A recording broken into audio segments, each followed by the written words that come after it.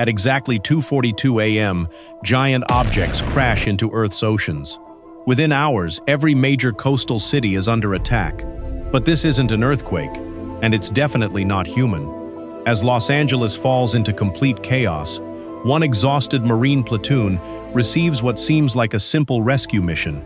They think they're saving civilians until they discover the enemy has been waiting for them the entire time. Outnumbered, cut off, and trapped inside a city that's becoming a battlefield, surviving the next hour might be impossible. This is Battle, Los Angeles, and things only get crazier from here. The movie opens in Los Angeles, and right away you know this isn't a postcard city day.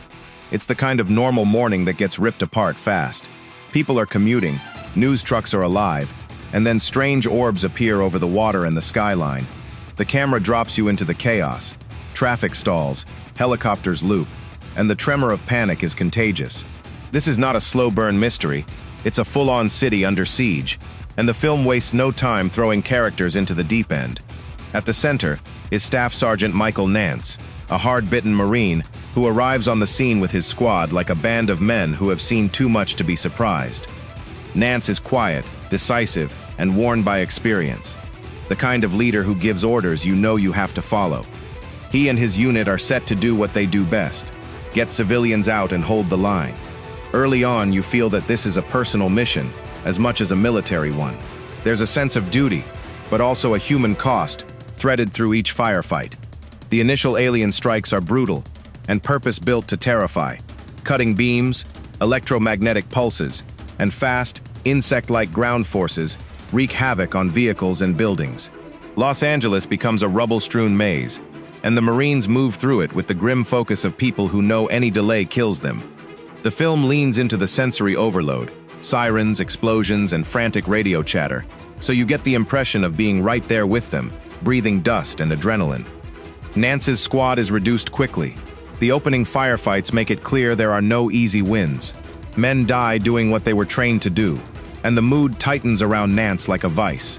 He becomes the anchor for a ragged group that includes fellow Marines and a handful of civilians who latch onto the unit's protection.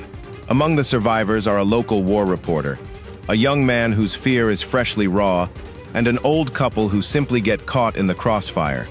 You see the awkward, tense alliances that form in crises, strangers trusting each other because they have to.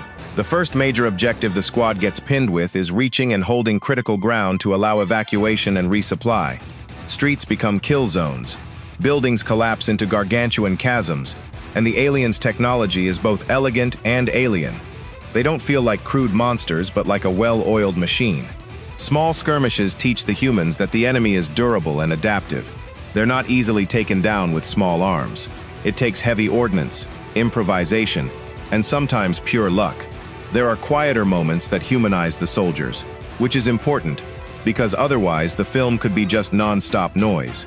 Nance, even with his hardened exterior, shows flashes of care when he checks on his men, when he steadies a shaken civilian, and when he quietly processes the loss of a teammate.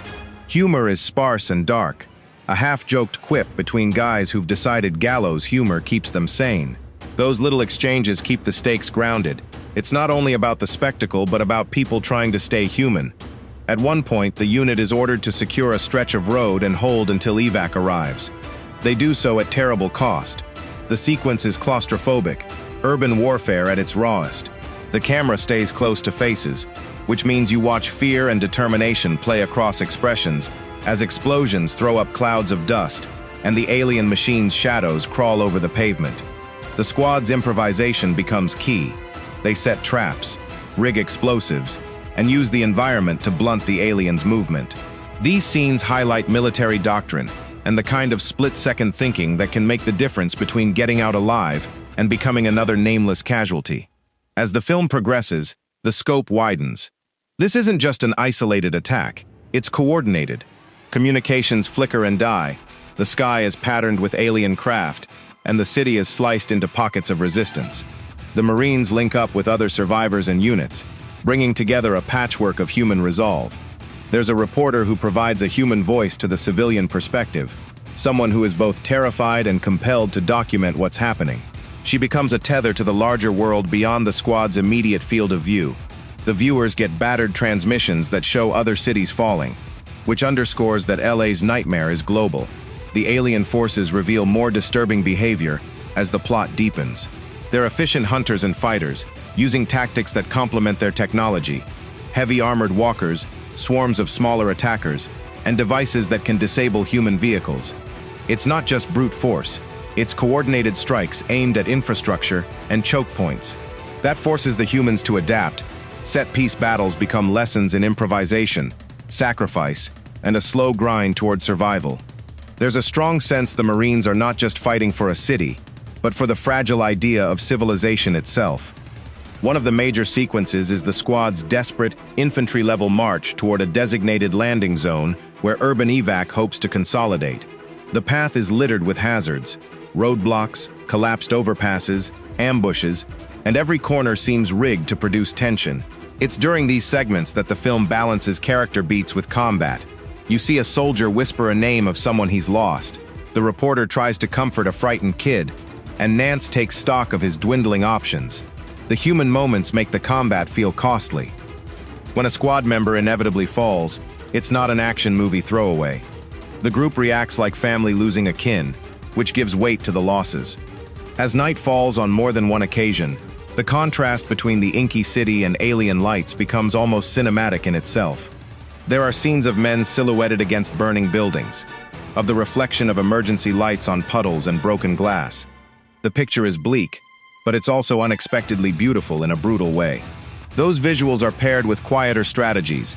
The humans learn which alien weapons leave wreckage that can be exploited, where the aliens focus their attention, and how to bait traps. The story emphasizes that intelligence, not just firepower, will win fights. Mid-film brings a sequence where the squad must rescue a group of trapped civilians from a besieged building. This segment plays like a mini-war film within the larger invasion. Corridors become battlegrounds, a child needs to be shielded, and the tension is personal and sticky. It's also where the reporter's presence matters, because she helps humanize the rescued, and brings back a broader perspective about what the city is losing. Not just buildings, but music venues, little corner stores, families. These smaller losses compound into a picture of collective grief that the film uses to build emotional stakes for the finale. The inevitable turning point is when the larger military command coordinates a counterstrike. That promise of air support becomes a focal point of hope, but it also introduces a tactical gamble. The squad is told to hold a critical area to allow aircraft to hit a major alien vessel or hub. This setup creates a classic hold-the-line situation. Waves of attackers will come, and the defenders must survive until the sky answers. Predictably, the aliens come in force. The battle sequences that follow are intense and relentless, with the squad employing anti-tank munitions, improvised charges, and raw courage to blunt the assault. People get creative and desperate, using whatever they can to stop the enemy's advance. There are memorable small moments that carry big emotional weight. A soldier lights a cigarette as if it's an act of defiance. A civilian mother clutches a toy as explosions rock the street, and Nance makes a decision that costs him personally. These are the human notes that stop the film from being only spectacle, and remind you there's a moral ledger being counted. Characters reveal bits of their pasts in passing lines, which humanizes them without getting bogged down in backstory. It's enough to make you care, and the script relies on that care to keep you invested when the carnage gets loud. When the airstrike finally arrives, the payoff is muscular and cinematic. Jets roar, ordnance detonates, and the battlefield is reshaped in a matter of seconds. But victory isn't neat. The fallout from the bombing leaves a ruined city, wounded survivors, and a roster of men who didn't make it. The film is careful to show that winning a battle doesn't erase the cost. In the aftermath, the squad limps forward through the smoky dawn, and you can see a mix of exhaustion and grim satisfaction. They did what they set out to do, but not without paying heavily. The ending is a bittersweet blend of survival and mourning. The city is scarred, but human resilience shows in small acts. A band of survivors pull together. A reported transmission goes out to tell the world they're still here. And Nance, who began as a stoic machine of war, shows a softer edge, acknowledging losses and offering quiet resolve. It's not a movie about a cheerful triumph. It's about people who refuse to break, even when everything else seems to. Throughout, The film is economical with sentimentality. It rewards grit over melodrama and uses visceral action to underscore human themes: sacrifice, leadership, and stubborn hope. There are touches of levity, a snarky line from a younger soldier, or a surreal moment of gallows humor, but these are brief, like breath between waves. The music and sound design do heavy lifting, underscoring tension and making the viewer feel the weight of each choice. If there's a critique, it's that the big picture alien mystery doesn't get ornate explanation. The movie keeps the enemy as a mostly unknowable force, which can frustrate viewers who want deep exposition. But that vagueness also helps the film stay focused on immediate human drama, how people respond when routines are obliterated.